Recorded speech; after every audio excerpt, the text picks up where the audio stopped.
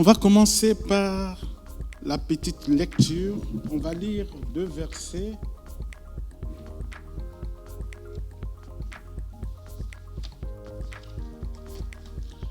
On va lire 2 versets, c'est dans Matthieu 21, le verset 2 et 3. Donc, Matthieu 21, 2 et 3.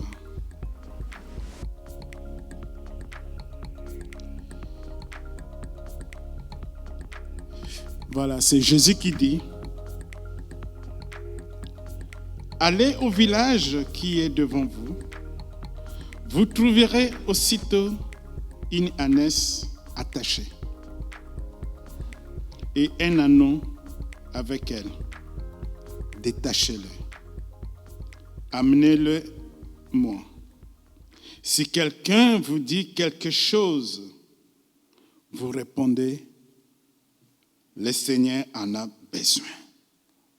Amen. Le Seigneur a besoin. Ici, c'est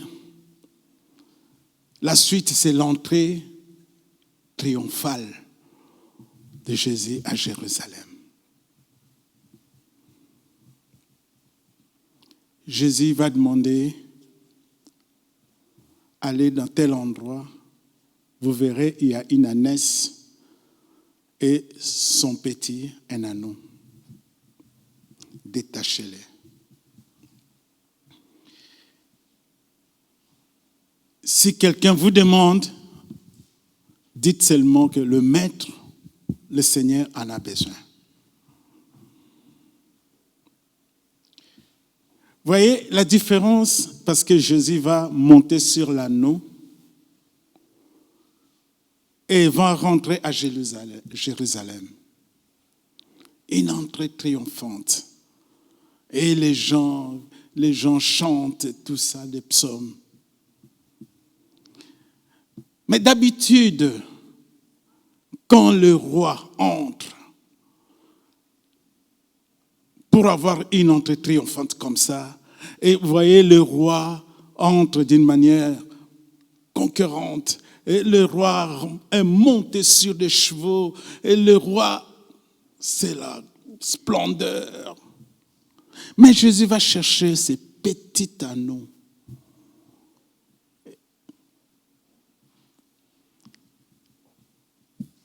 Et il va monter avec à Jérusalem. Il va chercher quelque chose d'insignifiant. Et ce matin, c'est ton message à toi aussi. Toi qui tu te crois peut-être le plus petit. On se croit peut-être, on se limite même. Tu te crois peut-être, je n'ai pas assez de talent. Je n'ai pas assez de... Je n'ai pas tel niveau. Je n'ai pas ça. Aujourd'hui, Jésus dit aussi, allez détacher telle personne. Parce que j'ai besoin. Il a besoin de toi. Amen. Il a besoin de toi. Jésus n'avait pas besoin de chevaux pour rentrer à Jérusalem. Il a été chercher un tout petit. Et pour que Jésus, on voit la grandeur de Jésus dans ta vie, il va te chercher toi. Que tu te sens le plus petit. Tu crois être enfermé. Tu crois que les portes sont fermées. À chaque fois que tu veux faire quelque chose, il n'y a pas de solution. Et ce matin, il te dit, on va te détacher. Je vais te détacher parce que j'ai besoin de toi.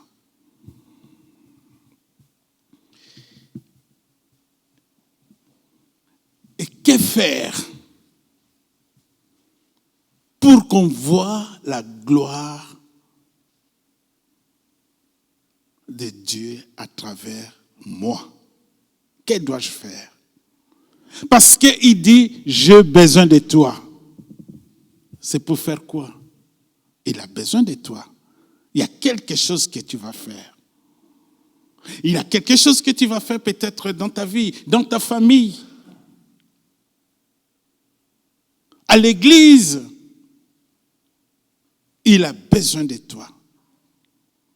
On va prendre un exemple. On va lire dans Philippiens. Philippiens 1, lisons le verset 9 et 10.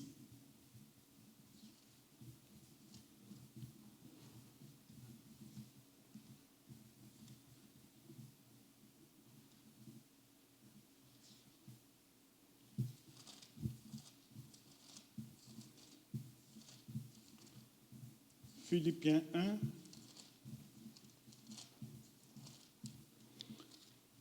9 et 10. Il y a quelqu'un qui lit ou je vais lire? Il n'y a que 2 versets. Et ce que je demande dans mes prières, c'est que votre amour augmente de plus en plus en connaissance et en pleine intelligence, pour le discernement des choses les meilleures, afin que vous soyez purs et irréprochables pour le jour de Christ. Amen. Ce que je vous demande, ce que je demande dans mes prières, voilà, c'est que Paul écrivait aux chrétiens de Philippe. On dit que Paul était en prison et il avait envoyé cette lettre. Et il disait aux chrétiens de Philippe, voilà, j'ai prié pour vous. Je prie pour vous.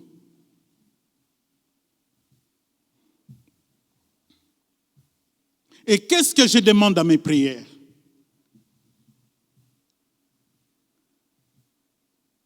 Je demande c'est que votre amour augmente de plus en plus. On a dit tantôt, Jésus dit, j'ai besoin de toi. Parce que il sait que à travers toi, on va voir sa gloire. Mais pour que cette relation avec Dieu, pour que tu arrives à faire ce que Dieu attend de toi, mais il faut qu'il y ait une vraie relation entre toi et Dieu. Et pour y arriver, une des chemins, c'est avoir l'amour pour Dieu et l'amour pour les autres. Et ça, c'est la clé. C'est la clé. Si je veux faire quelque chose pour la gloire de mon Dieu, d'abord, je dois aimer ces dieux. L'amour pour Dieu et l'amour pour les autres. D'ailleurs, quand on pose la question à Jésus, c'est quoi le plus grand commandement? Qu'est-ce qu'on doit retenir? Jésus dira, le premier, le plus grand, c'est tu dois aimer ton Dieu de tout ton cœur, toute ton âme, toutes tes pensées. Et il dit encore, il y a un autre qui est semblable. Donc on ne peut pas mettre de côté l'autre aussi. Tu dois aimer les autres. Tu dois aimer ton prochain comme toi-même. Donc voilà. Le maître dit, j'ai besoin de toi. Mais pour que cette relation avec le maître, tu vas dire au maître, mais oui, maître, tu as besoin de moi. Je dois faire quoi? Dis-moi. C'est quoi je dois faire? Voilà, l'église de Warem est ici. Mais je vais faire quoi dans l'église? Voilà, je suis chrétien. Mais dans ma famille, il n'y a personne qui te connaît, Seigneur. Mais je dois faire quoi? Oui. La Bible, Paul dit aux Philippiens que votre amour augmente. Augmente. Votre amour envers Dieu, votre amour envers les autres augmente. Il faut avoir, donc, pour y arriver, je crois que ce qui est important pour l'amour vers Dieu, c'est connaître d'abord la personne. Qui est Dieu? Il faut que nous, les chrétiens, on arrive à se dire, mais qui est ce Dieu pour moi? Qui est ce Dieu? Comment il fonctionne vis-à-vis de moi, Dieu? Et peut-être, quels sont les projets de Dieu envers moi? C'est en ce moment-là où tu peux dire, oui, Seigneur, je t'écoute maintenant, mais qui es-tu d'abord?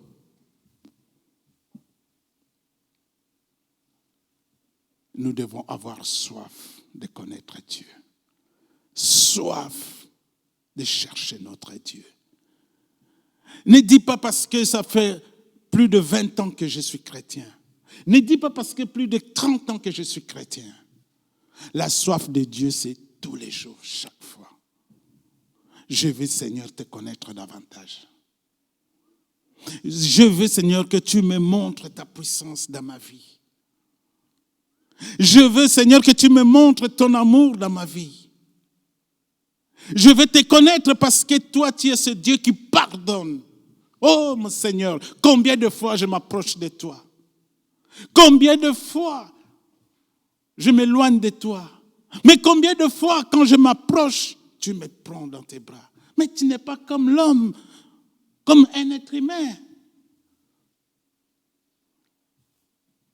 Un être humain, ça je le dis souvent ici à la chaire, un être humain te dira, oui, tu m'as fait du mal, je vais te pardonner même. C'est encore ici. La cicatrice n'est pas encore, c'est pas encore séché. Non, non, j'ai encore mal. Mais je te pardonne, je te pardonne. Ça, c'est l'homme. Mais Dieu, jamais. Dieu, quand il t'approche de lui, quand tu viens, Seigneur, je te demande pardon, oh, il te prend. C'est ça, connaître ce Dieu-là. C'est en ce moment-là où tu peux dire, je t'aime, mon Dieu. Parce que personne ne peut faire mieux que toi.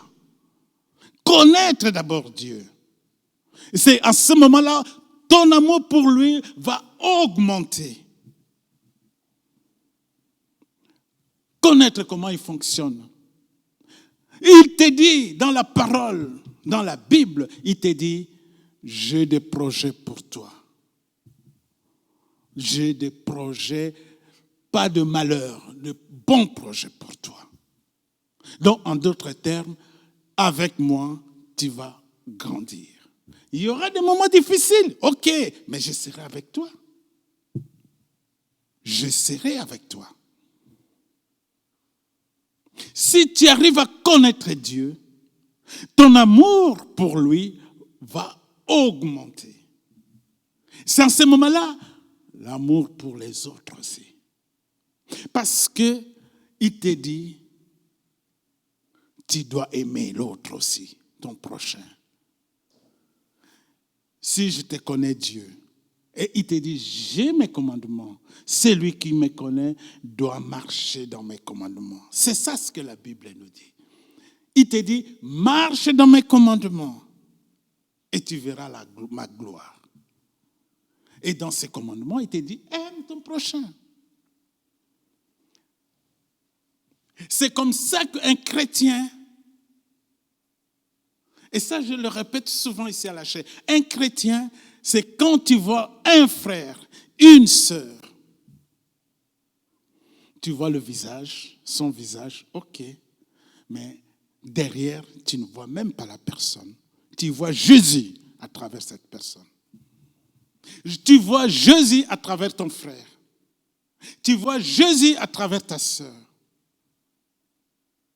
C'est en ce moment-là, tu ne verras pas que des défauts de l'autre. tu verras aussi les qualités de l'autre. Parce que l'être humain, c'est comme ça dans le monde. Dans le monde, on aime être le premier. Malheureusement, si tu veux être le premier, tu veux que celui qui est à côté de toi doit être inférieur. Donc tu ne vois que ses défauts. Ah oui, mais tu ne fais pas ça. Comment tu as pu ranger les chaises comme ça? Mais tu aurais pu mettre comme ça. Pour moi, on ne voit que les défauts. Mais tu ne vois pas que, mais c'est bien. Heureusement que tu as mis des chaises comme ça, on peut s'asseoir. Ça, c'est des qualités. On ne voit pas ça. Ça, c'est l'homme. Mais quand tu vois la personne, tu ne vois même pas ton frère, tu vois Jésus à travers cette personne, tu n'oseras pas dire comme ça à Jésus. Parce que tu sais que Jésus, c'est amour. Parce que tu sais que Jésus, tout ce qu'il fait, c'est pour ton bien. Donc Paul dit aux chrétiens de Philippe, j'ai prié pour vous. J'ai prié pour vous. J'ai prié pour que votre amour augmente. Votre amour déborde.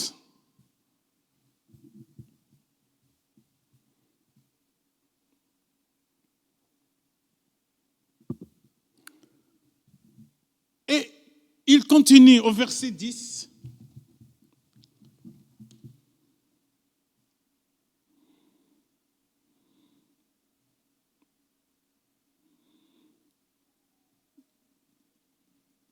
Au verset 10. Donc je recommence au verset 9. C'est « Je demande dans mes prières ce que votre amour augmente de plus en plus en connaissance et en pleine intelligence pour le discernement des choses meilleures, afin que vous soyez purs et irréprochables. »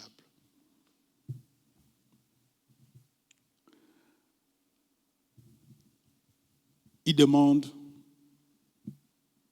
aux Philippiens d'avoir le discernement des choses meilleures. Et ça, c'est important. Donc, avoir cette capacité d'apprécier une chose afin d'approuver, de l'approuver, dire « Ah, c'est bon » ou « Ce n'est pas bon ». Quand tu marches, quand dans ta vie chrétienne. Moi, je prends toujours cet exemple parce que souvent, on est ici, on est chrétien, mais le reste de la famille ne connaît pas Christ. Souvent. Et ça, c'est toujours difficile à expliquer. Et le rôle que tu as, c'est un rôle tellement difficile que les gens observent notre frère, notre sœur. Oh, lui, c'est tout le temps Jésus, Jésus, Jésus. Mais on t'observe ce que tu fais. Des petites choses, des paroles qui sortent de ta bouche, des gestes que tu poses. Est-ce que le geste que tu fais, est-ce que c'est pour la gloire de Dieu? Est-ce que ce que tu fais, on peut dire, oui, ça c'est un chrétien. Avoir ce discernement de faire des choses, de chercher ce qui est meilleur.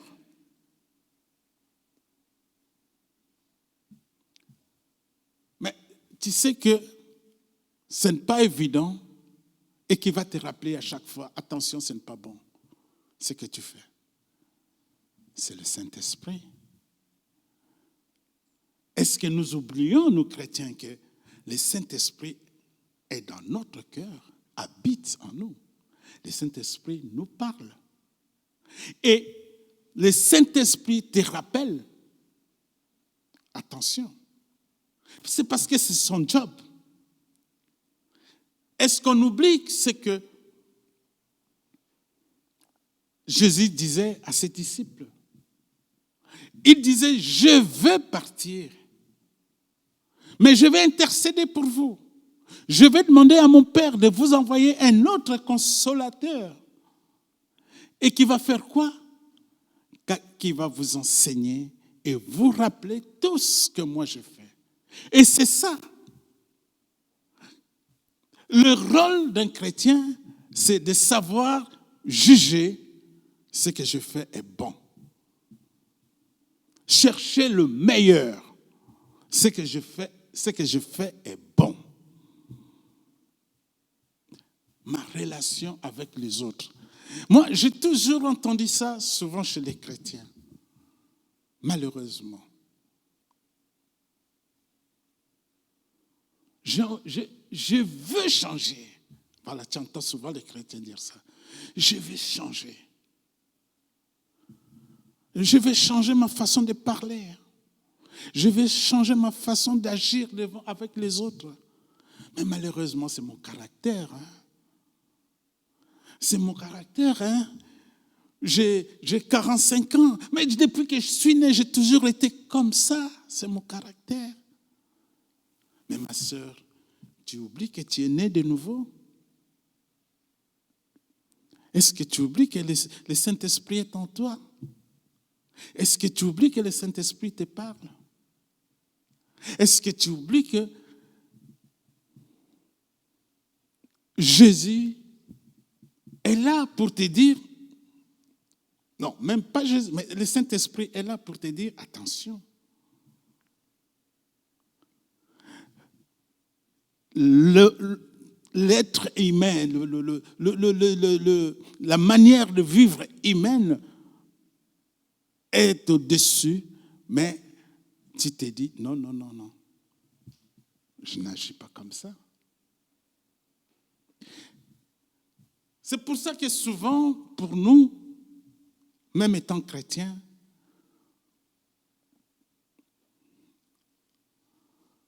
on arrive parfois à pardonner difficilement. À pardonner difficilement. Mais ce qui est merveilleux, c'est la Bible qui nous dit, la parole nous dit, waouh,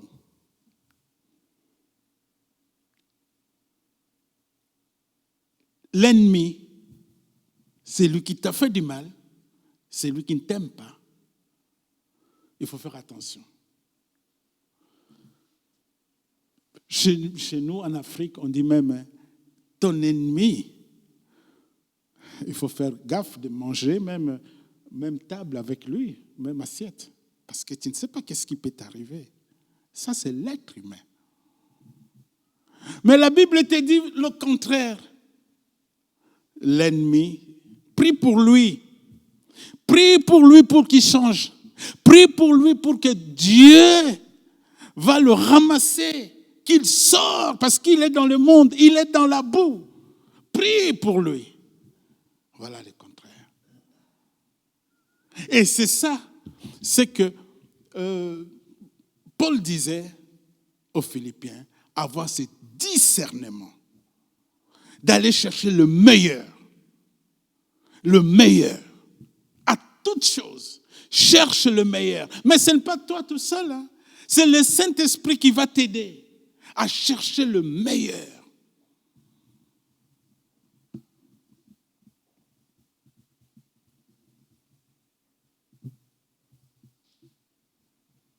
Et deuxièmement, il dit, il faut que vous soyez purs et irréprochables. C'est là où je vais insister. Restez purs. Pur, c'est être propre. Pur, c'est la sainteté. Pur, c'est s'éloigner du péché. Et pour être pur, il faut être en contact avec lui. Il faut être en relation avec lui. Il faut être en relation avec Dieu. Et que Dieu doit être ta priorité. Dieu doit être... Comment tu peux dire à ton Dieu, oh Seigneur, je t'aime, je t'aime. Tu lui as dit ça Aujourd'hui, dimanche, le 25 octobre. Seigneur, je t'aime. Et tu viens lui rappeler, Seigneur, je t'aime, le 25 novembre. Un mois après. Et le Seigneur te dit, mais un mois, tu étais où? Parce que moi, j'ai besoin de toi, avoir cette relation avec toi tout le temps. Et il t'a dit, j'ai besoin. Il t'a détaché. Il dit, j'ai besoin de toi. Mais j'ai besoin de toi. Mais tu prends du temps de ne pas être en relation avec lui.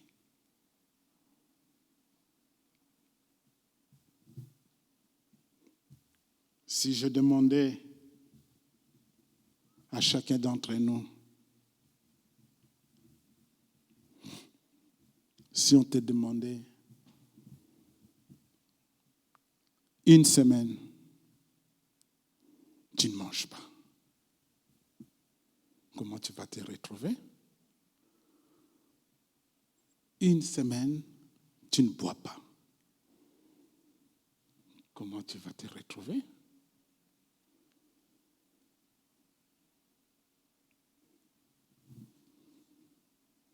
Comment tu vas te retrouver? Faible, amaigri, pas bien, mais marcher difficilement. Et la parole de Dieu, si c'était ta nourriture, la parole de Dieu, si elle était ta nourriture, et comment tu ne manges pas cette nourriture tous les jours? Comment tu attends 2 semaines pour manger cette nourriture?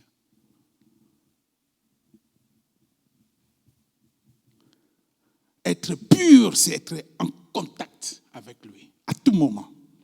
À tout moment. Seigneur, je ne peux pas m'en passer de toi. Non, non, ce n'est pas possible. Je ne peux pas passer 2-3 jours sans être en relation avec mon Dieu, mais ce n'est pas possible. Et heureusement, la grâce de Dieu, on a maintenant, tout le monde a un téléphone, j'imagine, je crois, et tout le monde a ces applications, je crois. Et je peux dire, si on dit qu'on lève la main, qui reçoit les applications où on envoie des messages de tous les jours, des versets de tous les jours? C'est presque tout le monde reçoit ça. On a notre sœur qui est ici, qui nous encourage, qui nous envoie des messages. Alors, dites-moi comment est-ce que tu ne peux pas manger cette nourriture spirituelle?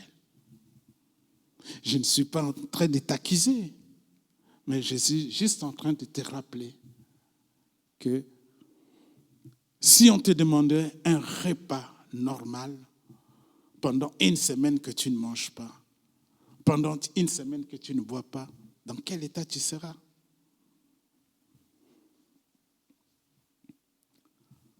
Et Paul dit aux Philippiens, non seulement de rester pur, et rester irréprochable. Wow. Irréprochable envers Dieu, envers les autres. Irréprochable. Moi, quand j'ai préparé ce message, c'est ce mot irréprochable, ça m'a interpellé. Interpellé. Regardons, lisons dans 1 Corinthiens 10, le verset 32 et le verset 33. 1 Corinthiens.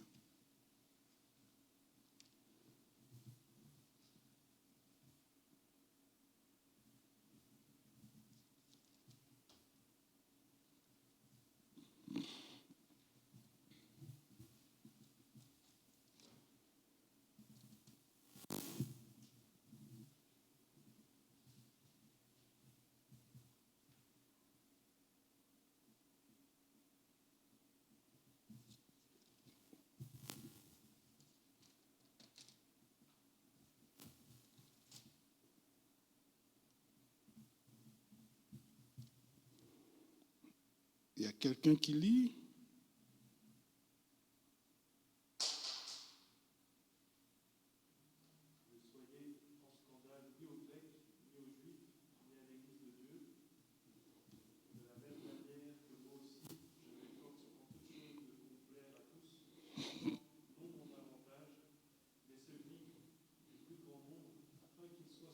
Amen. C'est clair. On a commencé en disant, Jésus dit, j'ai besoin. Allez détacher cette personne. J'ai besoin. Et on va terminer ici en conclusion. Jésus te dit, j'ai besoin de toi, mais ne sois pas un scandale. Ne sois pas un scandale. Ici, Paul parlait un scandale aux Grecs, aux Juifs, ni à l'Église. Moi, je te dirais, ne sois pas un scandale dans ta famille. Ne sois pas un scandale dans ton couple. Ne sois pas un scandale dans ton église. Ne sois pas un scandale dans ton lieu de travail. Ne sois pas un scandale dans ton quartier. Parce que dans ton quartier, on sait que c'est un chrétien. Comme on a dit tantôt, avoir cet esprit de discernement. Aimer ton Dieu, aimer les autres, aimer les gens de ton quartier. Aimer dans ta famille. Ne sois pas le scandale. C'est-à-dire faire des fautes, des choses qui n'honorent pas Dieu. Il a besoin de toi. Il a dit, détachez-le parce que j'ai besoin. Détachez-le parce que j'ai besoin. J'ai une mission avec lui. Est-ce que tu penses que, moi je vais te dire ce matin, est-ce que tu sais qu'à travers toi, il y a beaucoup de gens dans ta famille peuvent être sauvés, comme Paul dit. Des gens dans ta famille peuvent être sauvés rien qu'en t'observant ce que tu fais. Beaucoup de gens dans ton quartier peuvent être sauvés.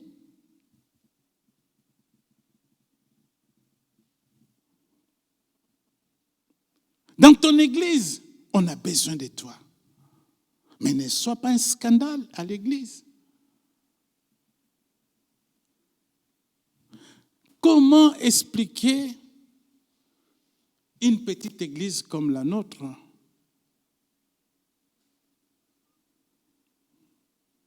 Je parle ici, il y a des responsables de groupes de services. Je donne un exemple, je te demande pardon, Florence. Par exemple, l'école des dimanches. Imaginez, notre sœur, elle a toujours mal à la tête. Les moniteurs, où sont les moniteurs? Où sont les monitrices? On n'est qu'une petite église.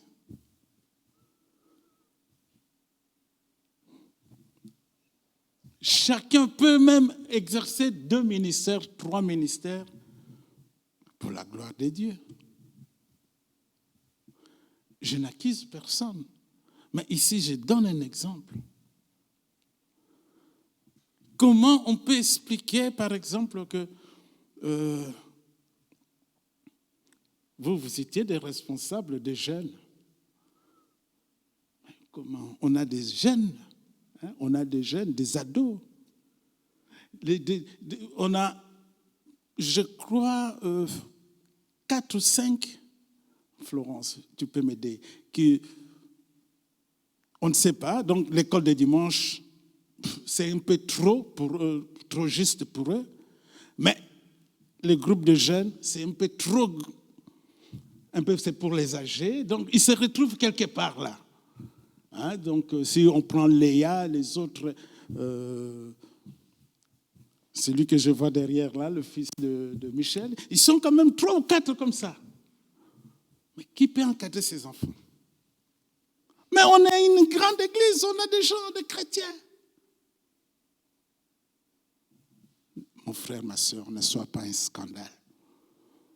Mais sois celui que Christ te dit, j'ai besoin, et tu dis, Seigneur, je suis prêt. Quand Jésus dit, allez me détacher telle personne parce que j'ai besoin, il ne faut pas commencer à expliquer. Est-ce que l'anneau que Jésus a été cherché, l'anneau pouvait dire, mais Seigneur, tu vas me chercher moi, le tout petit. Mais devant la foule, je serai paniqué, je vais te faire tomber. Ou je ne saurais pas te supporter, tu es tellement lourd, moi je ne suis qu'un petit.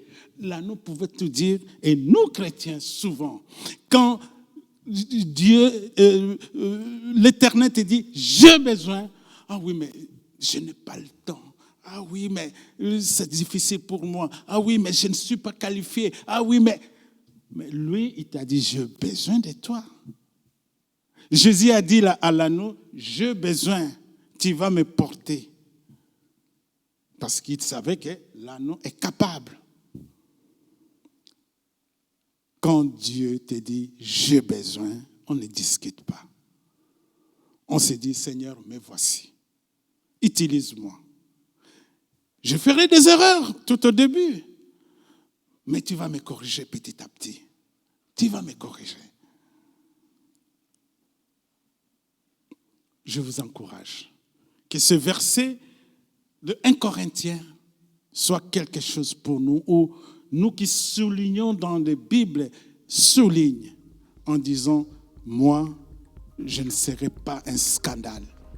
Je ne vais pas être un scandale dans mon église, je ne vais pas être un scandale dans ma famille, je ne vais pas être un scandale dans ma vie chrétienne, je ne vais pas être un scandale. Au contraire, je vais tout faire pour sauver, pour que les âmes soient sauvées.